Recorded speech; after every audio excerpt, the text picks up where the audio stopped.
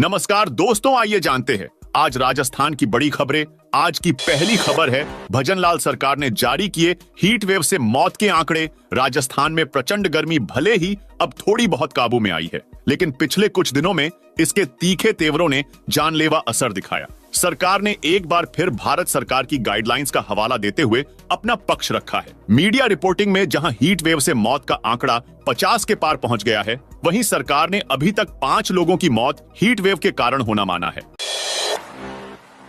राजस्थान में मानसून को लेकर आई बड़ी खुशखबरी। केरल के रास्ते देश में मानसून की एंट्री हो चुकी है। मौसम विभाग के निदेशक राधेश्याम शर्मा ने बताया कि राजस्थान में 25 दिन बाद मानसून की एंट्री होगी। अगर सब कुछ ठीक रहा तो राजस्थान में 20 से 25 जून के बीच मानसून दस्तक दे सकता है। प्रदेश में 31 मई से दोपहर बाद एक नया पश्चिमी विक्षोभ सक्रिय होगा। इसके चलते 1 व 2 जून जयपुर, भरतपुर और बीकानेर संभाग में कहीं कहीं आंधी बारिश की संभावना है। बिना लाइसेंस चल रहे रेस्टोरेंट पर होगी कार्रवाई। उदयपुर शहर में बिना लाइसेंस के ही रेस्टोरेंट चलाने वालों पर कार्रवाई करने के लिए नगर निगम ने अभियान शुरू किया है। शुरुआत में 10 रेस्टोरेंट संचालकों को नोटिस थमाए हैं। इसके साथ ही कचरा फेंकने वालों पर भी सख्ती की जाएगी।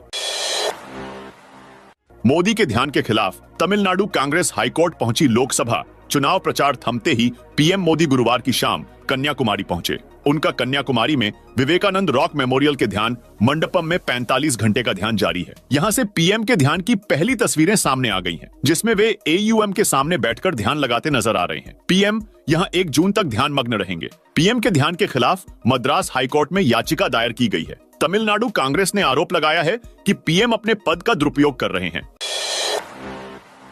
देश भर में 1 जून से लागू होंगे चालान के नए नियम। न्यू ट्रैफिक रूल्स के अनुसार वाहन चलाते समय ड्राइविंग लाइसेंस बेहद जरूरी है। नाबालिग बिना लाइसेंस के ड्राइविंग करता पाया गया तो मोटा जुर्माना लगाया जाएगा, क्योंकि 18 साल से कम उम्र के लोगों के पास ड्राइविंग लाइसेंस नहीं होता है। ऐसे में अगर नाबालिग वाहन चलाते पाए जाते हैं तो 25,000 रुपए तक जुर्माना भरना पड़ेगा। इसके अलावा वाहन मालिक का ड्राइविंग लाइसेंस भी रद्द हो सकता है। साथ ही नाबालिग को 25 साल की उम्र तक लाइसेंस नहीं दिया जाएगा। बता दें कि 16 साल की उम्र पूरी होने पर 50 सीसी की क्षमता वाले मोटरसाइकिल को चलाने के लिए ड्राइविंग लाइसेंस लिया जा सकता है। 18 साल के होने पर आप उस लाइसेंस को अपडेट करा सकते हैं।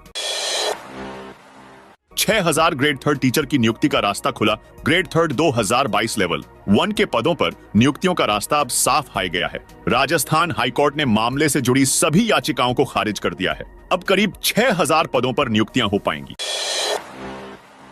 तरबूज खाने से 16 की बिगड़ी तबीयत। कहीं आप तो नहीं खा रहे इंजेक्शन लगा तरबूज? गर्मी के मौसम में तरबूज सबसे फायदेमंद फल माना जाता है, लेकिन ज्यादा मुनाफे के चक्कर में तरबूज विक्रेता इन्हें इंजेक्शन लगाकर लाल कर देते हैं। ऐसे तरबूज स्वास्थ्य के लिए काफी खतरनाक होते हैं। कुछ ऐसा ही मामला झालावाड़ जिले के अकलेरा थाना क्षेत्र के जमुनिया खुर्द गांव में बुधवार रात तरबूज खाने से 16 जनों की तबीयत बिगड़ गई।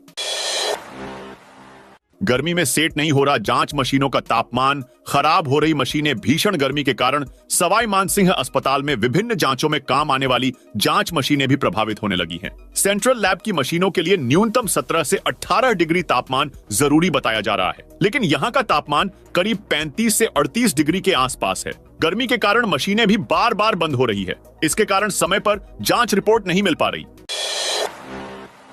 अब पैन कार्ड वेरिफिकेशन के बिना डाकघर में नहीं कर पाएंगे निवेश। पिछले साल 1 अप्रैल से डाकघर की योजनाओं में निवेश करने के लिए पैन और आधार का विवरण देना अनिवार्य कर दिया गया था। अब डाक विभाग फिर से निवेशक के पैन की सत्यता का इनकम टैक्स विभाग के डाटा से मिलान करके वेरिफिकेशन करेगा। इसका मकसद यह सुनिश्चित करना है कि निवेश का पैन और आधार आपस में लिंक हो। इसके अलावा निवेशक ने डाक विभाग की योजना के लिए जो नाम और जन्म तिथि के विवरण दिए हैं वह सही है या नहीं। अगर कोई गड़बड़ी मिलती है तो निवेशक इन योजनाओं में निवेश नहीं कर पाएंगे। PPF, NSC और अन्य छोटी बचत योजनाओं के लिए पैन, आधार अनिवार्य है।